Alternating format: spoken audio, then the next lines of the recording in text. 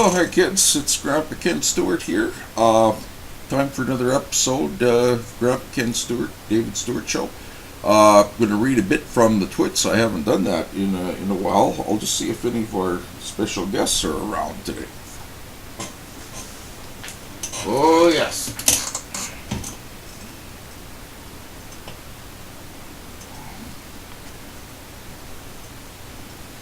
Oh, hi kids. Yeah, Grandpa's back today. It's been a while since he read from the Twits. He read for a Mercer Mayer book yesterday about just me and my puppy, I think it was. It was a really good one. But I want to hear a little more from the Twits. Thank you, Kermit. Yeah, me too, Grandpa Stewart. I want to hear from the Twits too. I think the last thing, Mr. Twit is always doing nasty things to Mrs. Twit, and then she turns around and does nasty things to him. And I think, what was he doing?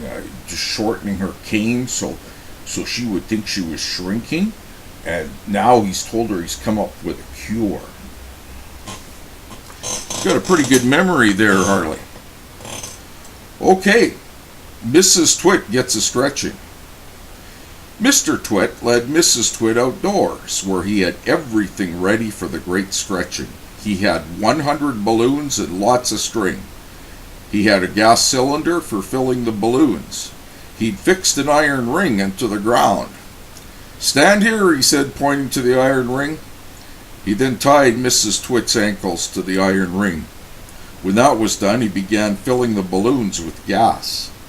Each balloon was on a long string, and when it was filled with gas, it pulled on its string, trying to go up, up, and up. Mr. Twit tied the ends of the string to the top of Mrs. Twit's body.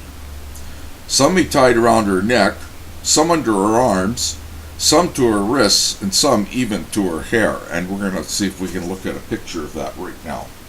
Don't know how good we can see it, but that's a picture of what's happening to poor Mrs. Twit. Soon there were 50 colored balloons floating in the air above Mrs. Twit's head.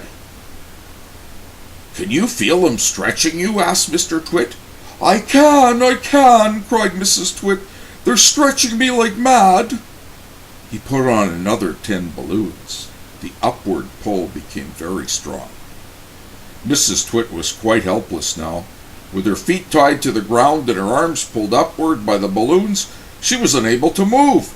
She was a prisoner, and Mr. Twit had intended to go away and leave her like that for a couple of days and nights, just to teach her a lesson.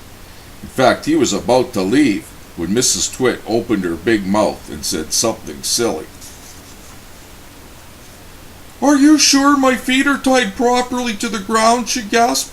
"If those strings around my ankles break, it'll be goodbye for me." And that's what gave Mr. Twit his second nasty idea. Mrs. Twit goes ballooning up. "There's enough pull here to take me to the moon," Mrs. Twit cried out. "To take you to the moon?" exclaimed Mr. Twit. "Oh, what a ghastly thought.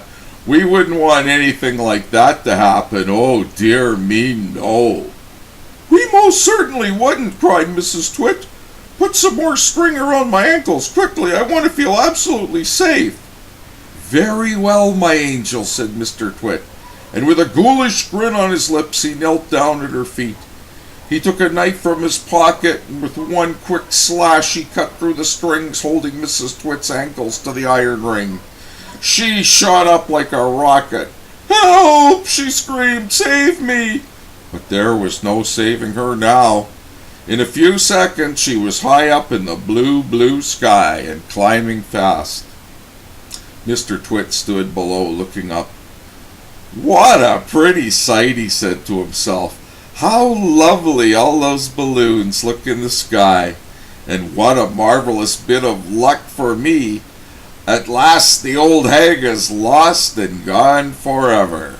And here's the picture, once he cuts the strings. Okay, tomorrow, maybe tonight, I'm not sure, we'll see how time goes. The next chapter is called Mrs. Twit goes ballooning down.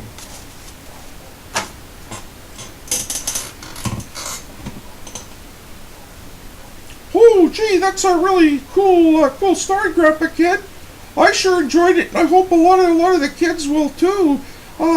Yeah, that's pretty nasty what those two do to each other, but it does make for a funny story.